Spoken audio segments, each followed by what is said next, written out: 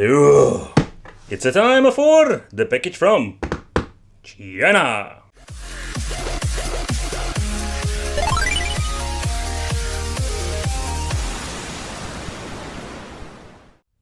Hey guys, welcome back to the channel. It's awesome that you're tuning in.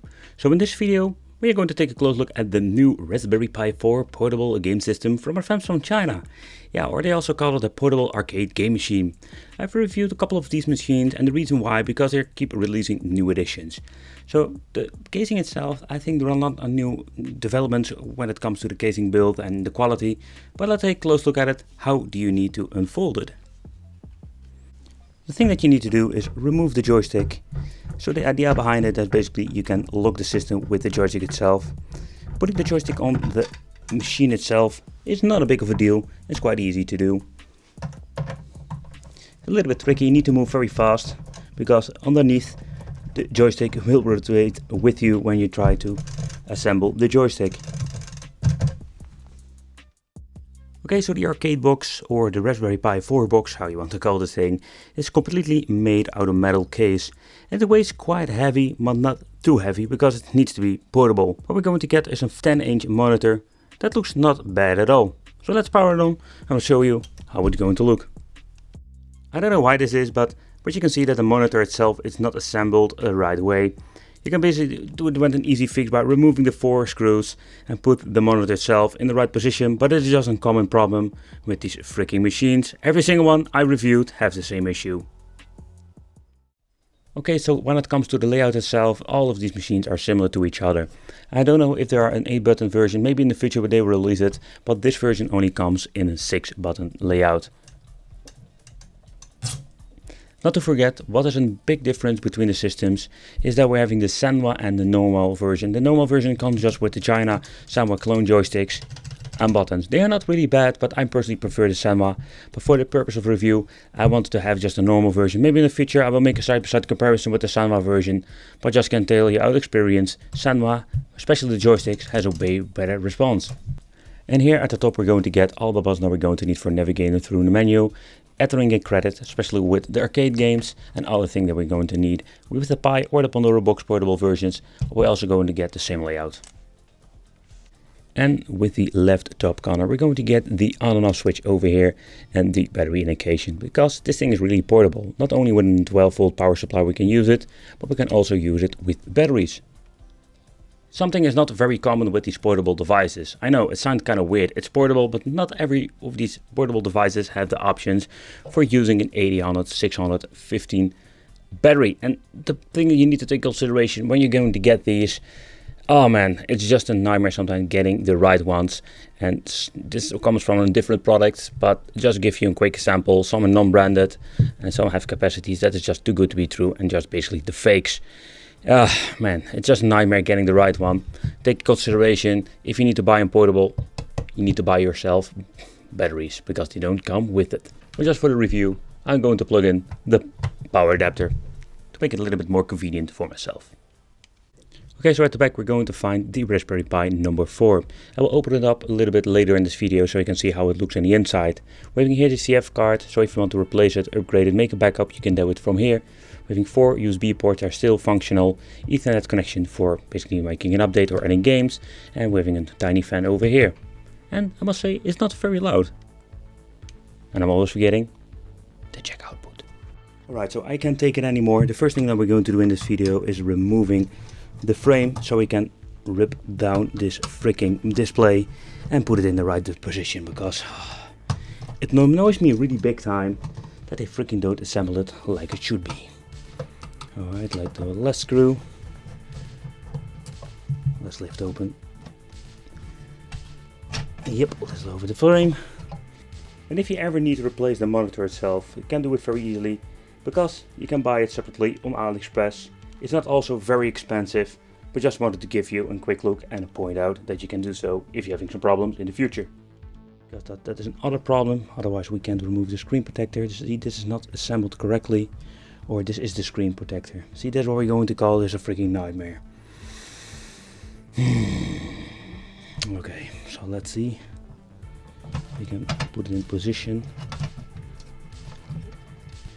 Alright, so if you want to replace the joystick and the button, you can do so very easily by removing the 4 screws. Okay, lift open the panel, and where you can just easily reach the buttons and the joystick where you can replace them. But take consideration, with this version there are a lot of new electronics inside. Alright, so let's do a quick overview of all the components inside the machine. Here at the left side we're having the battery compartment, the fan is over there, the Raspberry Pi 4 is here, but I don't like the way how they're using the cooling, because the tiny blocks is not enough in my opinion. Here at the right side we're going to get the board that basically divides the signal. Here it goes from the HDMI to the divider board, and then we're having more like a cable goes to the PCB board here at bottom, and the rhythm cable sends the signal to the display. And at the outside, at the right, we're having a signal output HDMI, so we can plug in a second monitor. And last but not least, of course, we're having here the HDMI connection I want to point out to you guys. So let's hook up a monitor, let's power it on, and let's see how good it works.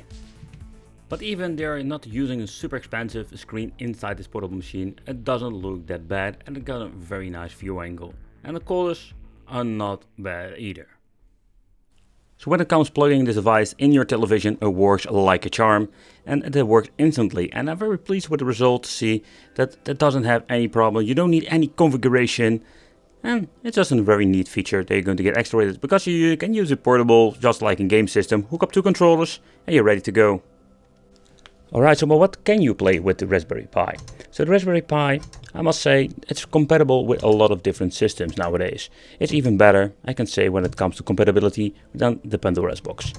But the question is more like, what kind of package are they using? To be honest, this is the latest version they've released, and I don't know exactly which package they have ripped off this time from the internet. But in the end, when you're looking at it, the compatibility is just great. Up to, I can say, Sega Dreamcast will run fine on this.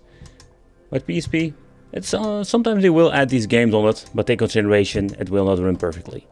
So let's try some games and let's see how more like the high-end stuff is running on this Me machine.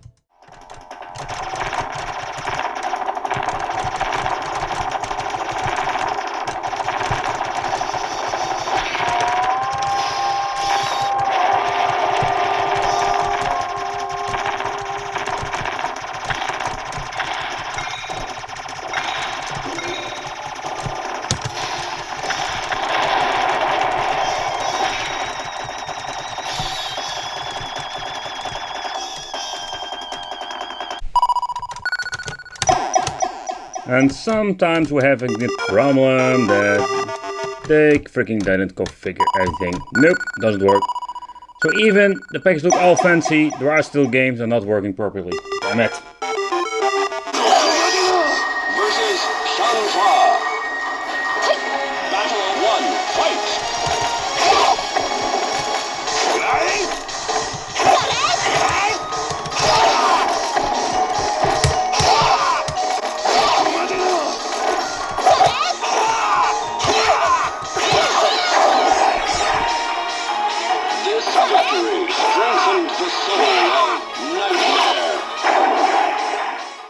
And the reason why Sega Dreamcast runs so well is because nowadays they are using the Better Emulator.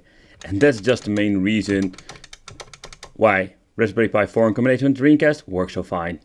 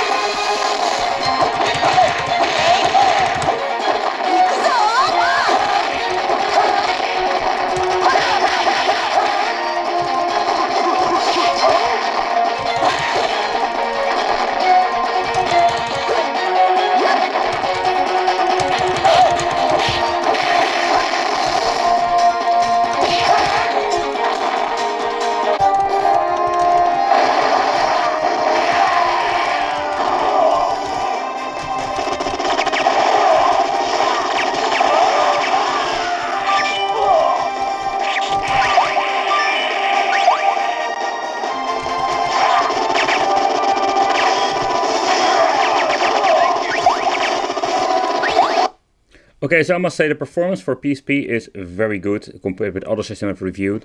But the only thing I noticed that I keep jumping when I'm trying to shoot. So they messed something up with the configuration. It may be an easy fix, but I just wanted to point out that even with a package like this, there are still some minor bugs it didn't fix. And you need to fix it yourself. Oh, that's just a great start.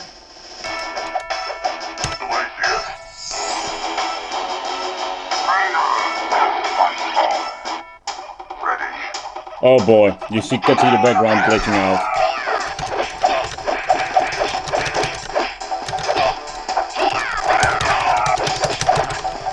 It's way too long that I've played this game. But in the end, it's more like it's stuttering it's glitching, it's stuttering.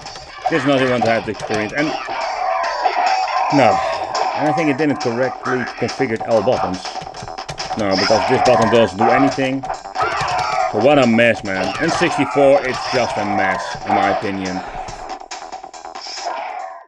Alright guys, so what do I think of this device? The arcade game box, I think the idea behind it's pretty cool. It's not a really new product. This thing is more like the next generation of the new generation of portable boxes.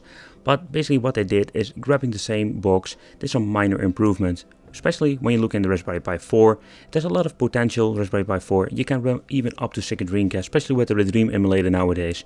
I think it's just a great system combined with the Raspberry Pi 4, but not all systems will run perfectly like N64. And Sega Naomi or some other system did see that there were some minor hiccups. So yeah, let me know in the comments what do you think of this. I want to thank you for watching. If you have any questions, leave it in the comments. Hit the little bell, come on the Wicked family, subscribe, and I will see you in the next video.